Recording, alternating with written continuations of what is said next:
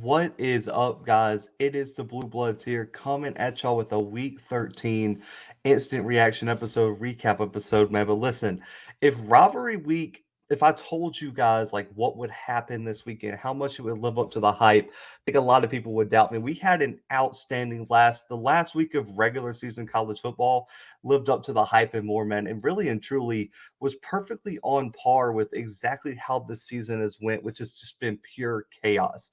We have a lot to get into, man. We're going to cover the biggest games, give y'all my final takeaways, and then, at the end, man, just we can quick preview, man, the conference championship week, which I think is going to be even bigger and better than what we even had this week. But listen, we have to start in Ann Arbor, man.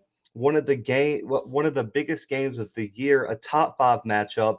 If it couldn't be any bigger, it was in the snow. We had fans storming the field. We had a Heisman candidate. We had breakout players on both sides of the ball. We had Jim Harbaugh getting his first win over Ohio State, 42-27 in Ann Arbor, as number 5 Michigan pulls the upset over number 2 Ohio State.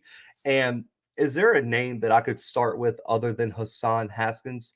169 total rushing yards, over 6 yards per carry, 5 rushing touchdowns, guys. 5 rushing touchdowns. Hassan Haskins was the star of the show, man. And listen, Cade McNamara didn't have a great day. J.J. McCarthy got a handful of snaps, but it came down to Hassan Haskins with a little bit of Blake Corum at the running back spot that really separated Michigan apart from Ohio State.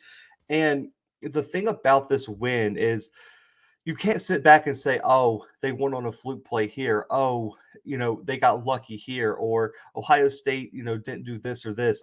They look like the better team from the jump, man. From that first drive where they drove it right down Ohio State's throat, they had a chance to go up 14-0. Ohio State gets a pick. And every time Ohio State thought they had an answer for Michigan, Michigan had an answer for their answer, and there was nothing they can do. The defensive line for Ohio State got pushed around.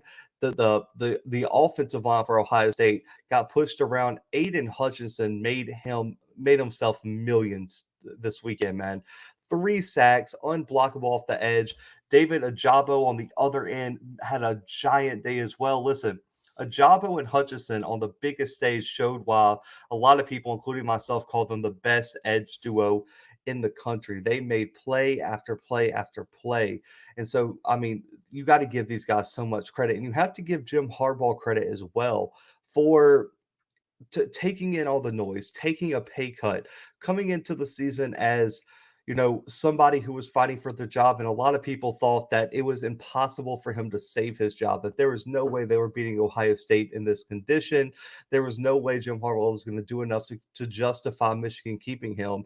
And now he has the Wolverines in their first Big Ten championship in his tenure. They beat Ohio State convincingly in front of their home crowd. And for me, and they did it without a quarterback that really is a game changer as well. They did it on the back of defense and running the ball, which has always been, really and truly Jim Harbaugh's signature style to win these type of games. So you have to give Michigan so much credit. Also, man, Cornelius Johnson, Roman Wilson at the wide receiver spot, both combined for over 100 yards, over 24 yards per catch combined for them. They made the plays when they had to. But, man, Blake Corum with 14 and a half yards rushing, man. He was so explosive, and they did a great job getting him out in the open space, and he made plays against this Ohio State defense. But Hassan Haskins, man, he deserves a round of applause for what he did this weekend. And now Michigan gets to go to the Big Ten championship and finds himself perfectly in position for the to get into the college football playoff and win the Big Ten title. But the biggest difference, man, in this game was the rushing game. 297 rushing yards for Michigan, over 7 yards per carry, and 6 rushing touchdowns for Michigan, while Ohio State 64 yards rushing, less than 2.5 yards per carry, and 1 touchdown. And you also look at how this affected the offense as a whole. Michigan was able to stay on pace and keep themselves in third and shorts. Their average yards to go for third down was only 3 total yards, whereas it was about 3 yards per third down, while Ohio State had almost 8 yards per third down they had to attempt, and that's not going to work, especially when you have the two edge rushers in Ajabo and Hutchinson for Michigan coming right up the field and not getting blocked. Man, there was nothing you can do. Now on the other side, CJ Stroud played fairly well, 394, 2 touchdowns, no turnovers, but it wasn't enough. Jackson Smith had a big day. Garrett Wilson had a big day. They combined for over 230 yards, 21 catches, and a touchdown. But for me, the lack of balance from Ohio State really hurt them this weekend. And really and truly, the defensive inconsistency for Ohio State hurt the offense. Usually, the offense is playing in a relaxed state. They don't have to worry about matching score for a team. But every time Ohio State scored, their defense wasn't able to do anything. And early on, them not being able to execute late in drives and execute on third downs really limited what Ohio State was able to do this weekend. And look at the offensive line. They got embarrassed, man. 5 false starts in crucial situations. And on top of that, they couldn't stop Ajabo and Hutchinson at all. And that ultimately really led to their downfall. I mean, Michigan only had 8 third down attempts, guys. 8. They were staying ahead of the chains. They had offensive flow and also a lack of penalties, man. Only 2 penalties for Michigan, while Ohio State had over 10 penalties this weekend. It cost them the game. And now you look at Ohio State with 2 losses, out of the college football playoff race, out of the Big Ten championship race. And now you have a lot of questions to answer this offseason. You're probably losing Olave. You're losing Wilson. Stroud will be back. You're losing some strong defensive players. How do you replace them? And what is Ryan Day's message to his team going into next season? And who is the quarterback? Do you stick with CJ Stroud, or do you give a kid like Quinn Ewers, who arguably was probably the most hyped QB prospect since Trevor Lawrence? So you have a lot of questions to answer if you're Ohio State this weekend. But this weekend, there was no question on the field that Michigan was the better team this weekend, and they proved it time and time again throughout that game. So shout out to Michigan, Jim Harbaugh for getting their first win. But Michigan makes a huge statement against Ohio State this weekend. Now, the other the two best rivalries in college football, the game and the Iron Bowl, lived up to all the hype as number 3 Alabama overcame a 10-point fourth quarter deficit to win a 4 overtime thriller in Jordan-Hare Stadium, 24-22. And listen, I know he didn't have the best stat line, man. 25 of 51, 317, 2 touchdowns and a pick.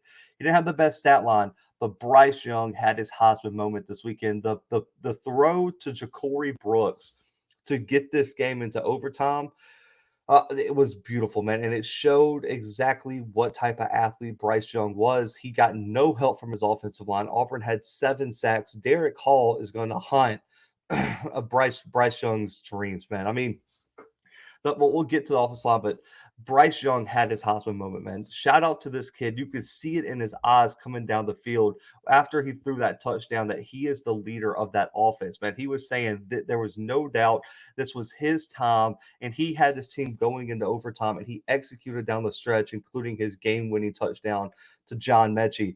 And on top of that, Bryce Young loses his top wide receiver and Jamison Williams in the second quarter to a targeting call on special teams where Williams just ducked his head and got kicked out of the game. But you got to give Bryce Young so much credit, man. No help from the running game for the most part, and no help from his offensive line. And that's one problem I do want to address is, man, this Alabama offensive line has to, they have to get it together, because if Auburn's defense line could do this, Georgia's D line is going to be no joke next week. Only 71 rushing yards for Alabama this weekend, and they had 1.9 yards per carry. They had negative 2 yards rushing at halftime. That cannot happen against this Georgia front seven next week. And Auburn had 7 sacks. It was a free for all, and I think you got to give Derek Mason a lot of credit for his creativity on how he got pressure on Young, but Bryce Young was the star of the show, man. Shout out to Ja'Cory Brooks, too. After Jamison Williams went out, Ja'Cory Brooks really stepped up in a big way at that wide receiver spot for Alabama. 2 catches, 49 yards, including that game-winning touchdown. And also, John Mechie, man. Myself, I said that Jamison Williams is the best wide receiver on this team. But for me, man, John Mechie had an outstanding performance. 13 catches, 150 yards this weekend, and that game-winning two-point conversion in the fourth overtime. He really had to step up. Nick Saban went right over to the sideline when Williams was ejected. He said, "Who is going to be the guy?" Ja'Cory Brooks and Mechie said, I got it." And they did. And so you got to give this Alabama defense a lot of credit as well. They held Auburn to 11 first downs and 159 total yards of offense, including 22 yards rushing and only zero point 0.6 yards per carry. Give them a lot of credit, man. They got after TJ Finley. They also had over 6 sacks this weekend. I mean, this was a defensive just expose on both sides of the ball for these teams. And listen, Will Anderson is a problem. I'll get to my final takeaways this week. Will Anderson's a grown man, and you got to give him a lot of credit. Also, shout out to Dallas Turner for Alabama. He had a giant game this weekend, 2 sacks this weekend, played amazing off the edge for Alabama this weekend. But penalties really hurt them early. 11 penalties, 129 penalty yards for Alabama. But Nick Saban's, even after the game, I think he looked happier after this win, guys, than he did after some of the national championship wins. This was a game that Alabama proved that in the face of adversity, they can find a way to win, and you've got to give them a lot of credit. I know Auburn was 6-5 without their starting quarterback. Finley gets banged up. Finley could barely walk out to take the snap in the fourth quarter, but Alabama found a way to win when every single time that you thought they were out of it, they found a way to get back in. But on the other side, man, Auburn, TJ Finley was just, you could tell he wasn't healthy, but he did what he could, man. 2 passing touchdowns, 1 pick. He also, I mean, he played outstanding in overtime, man. He missed 1 throw, which ended the overtime, but he got no help from the rushing game. I mean, Tank Bigsby was the leading rusher with 63 yards. Jarquez Hunter had 2 yards, and they had 22 total yards rushing due to Finley sacks. Auburn's offensive line just could not win at the point of attack. But there was a 3rd and 2 to end the game, and Alabama had 3 guys in the backfield before Bigsby even got the football. Fedarian Mathis had a giant game of defense tackle for Bama, but Auburn just couldn't establish anything on the offensive side of the ball. Kobe Hudson and Demetrius Robinson had some big catches, but outside of that, the wide receivers were really non-existent for Auburn.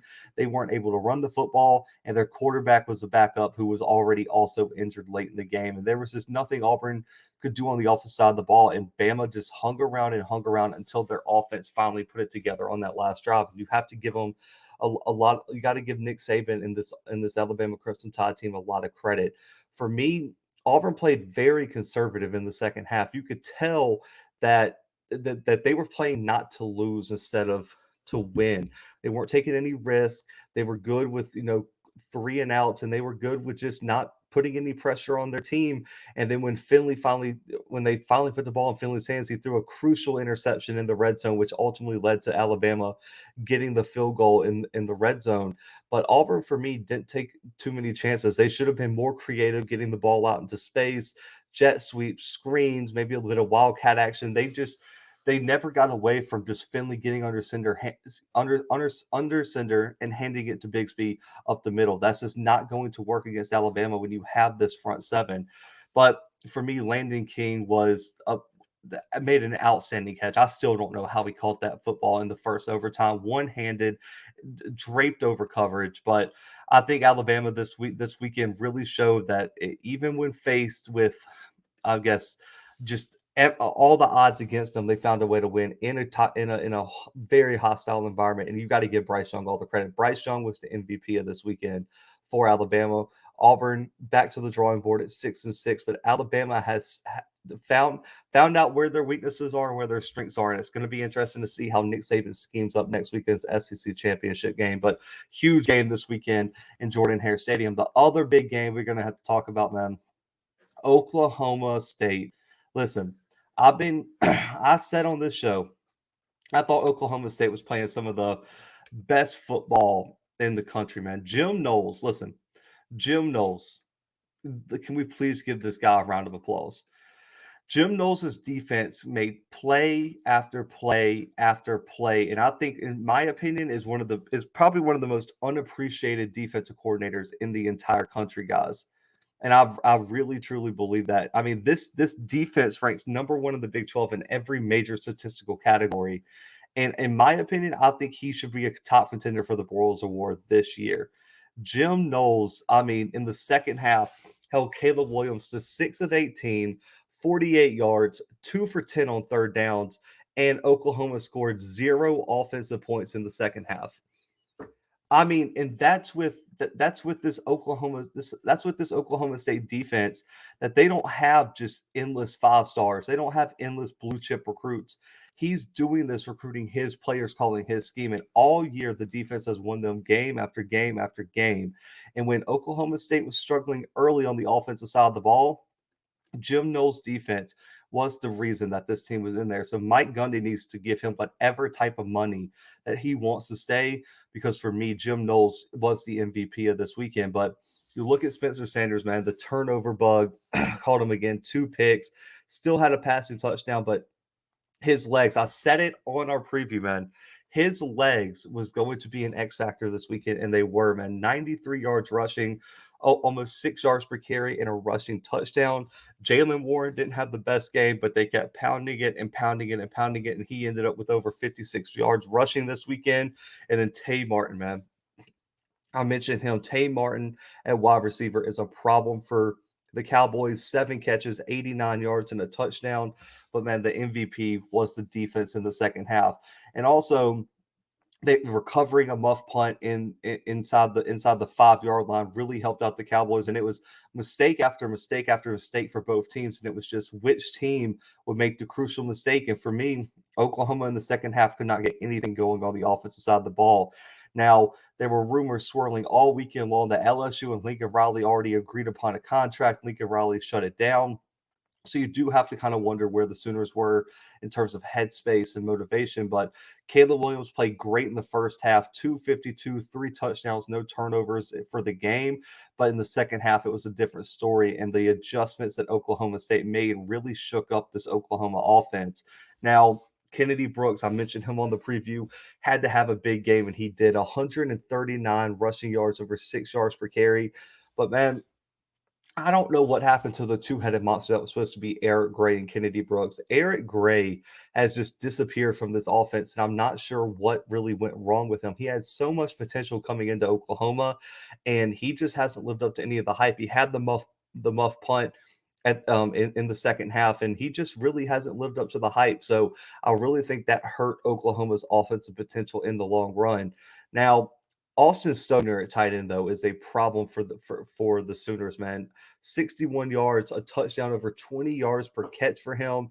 But for Marvin Mills, Mario Williams, and Jadon Hazelwood, they did not have big games, and they needed more production. But that just speaks to the Oklahoma State secondary, man. That secondary gets no credit whatsoever. And that's why I think Jim Knowles deserves all the credit in the world this weekend. And on top of that, the turnovers, the time of possession, the penalties, everything was going the wrong way. And Oklahoma State found a way to pull it off. And now they set up a huge appearance with Baylor next week.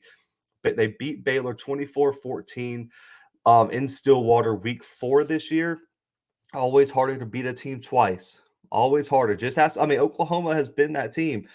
Came back and beat Baylor twice in the Big 12 championship 2 years ago. Came back and beat Iowa State after they beat them earlier in the season. So Oklahoma understands this. Oklahoma State's going to be tested. But for Mike Gundy, man, I want to end off on this note for this game.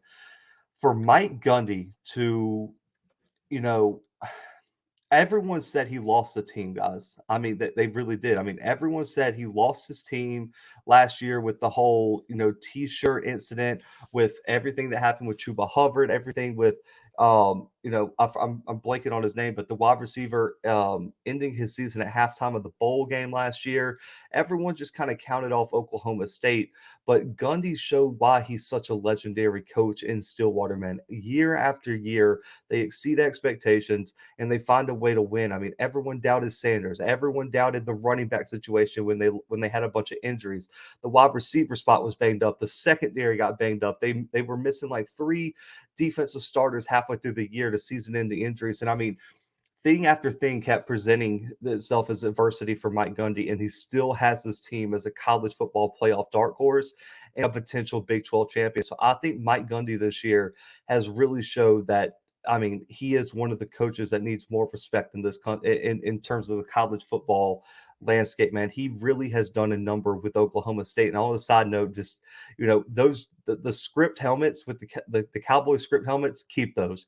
The all black script helmets, man. The uniform was nice for Oklahoma State this weekend. But the other thing that I don't think enough people are talking about, everyone said after conference realignment the Big 12 was dead, right? Well, with Oklahoma State, with Baylor, with Cincinnati being where it is, with BYU potentially being a top 15 team, I don't think this conference is going to be as weak as people think. Right now, I think you could argue that Baylor, Oklahoma State, Cincinnati, and BYU are better positioned programs right now than Texas. Houston is as well. Houston's going to be a top 20 team this week, most likely. So you have 5 teams right now that I think are probably going to be top 25 teams. And you're sitting there looking like that's one of the top ranks right now. If you did it by a conference right now, even if you took Oklahoma and Texas out of it. So for me, I think the perception of the Big 12 isn't going to be as low as people think if they look at it properly, man. I don't think the new Big 12 is going to be weaker than the current Big 12 because I really do think right now the new Big 12 looks just as strong as this one outside of Oklahoma.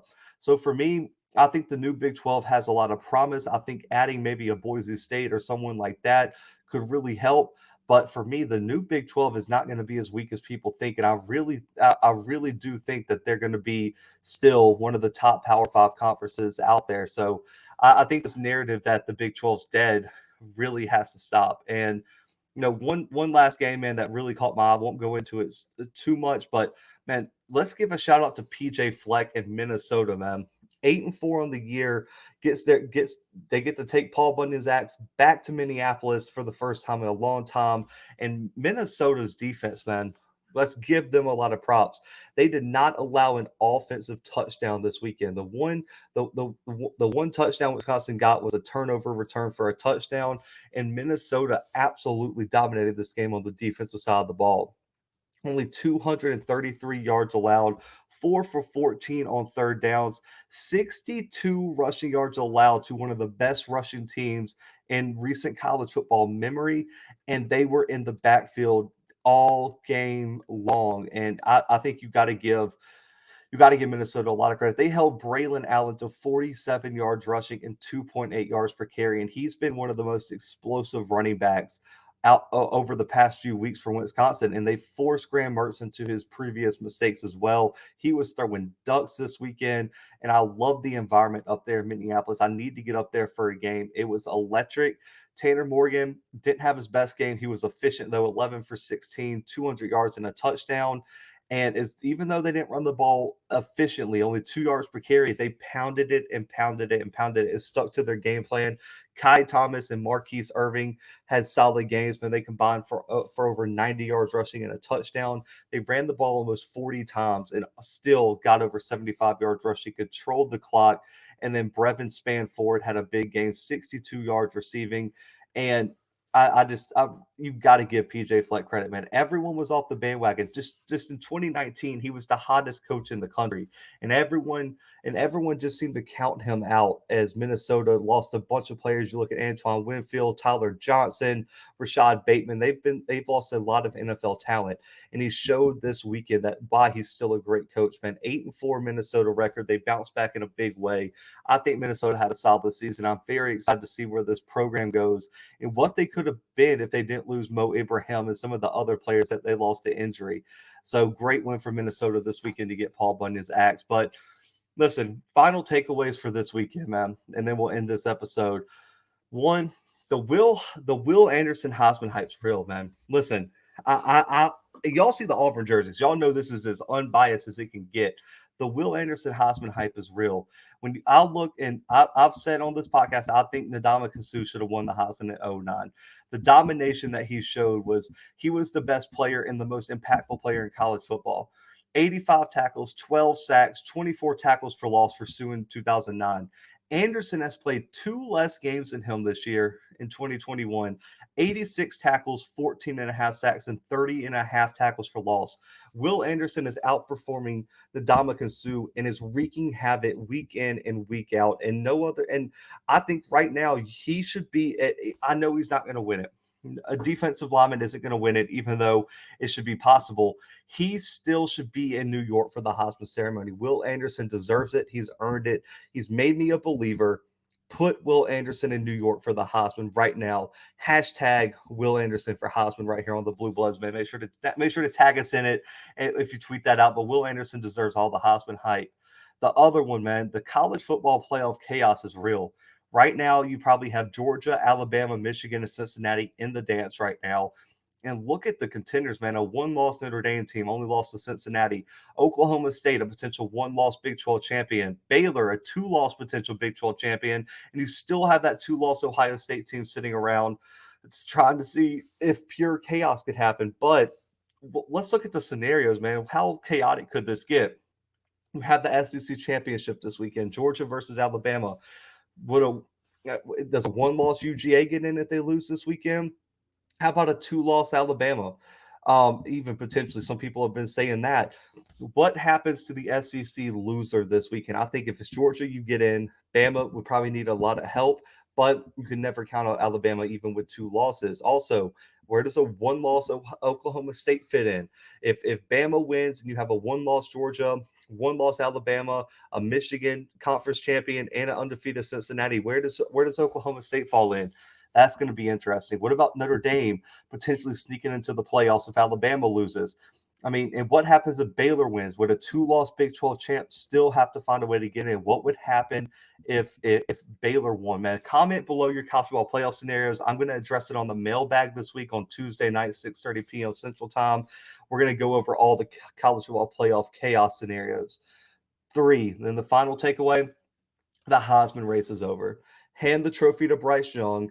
It was a great year for CJ Stroud, great year for Kenny Pickett, Matt Corral, Will Anderson. Bryce Young proved in Jordan-Hare Stadium this weekend he deserved the Heisman Trophy. The way he carried that offense, the way he turned it around and made the play in an environment that I don't think any of the other quarterbacks could have done. We know Matt Corral could, and Matt Corral did not win that game in Jordan-Hare. We saw Will Anderson have a big game, but Bryce Young has proved week in and week out this year that he's the best quarterback in the country.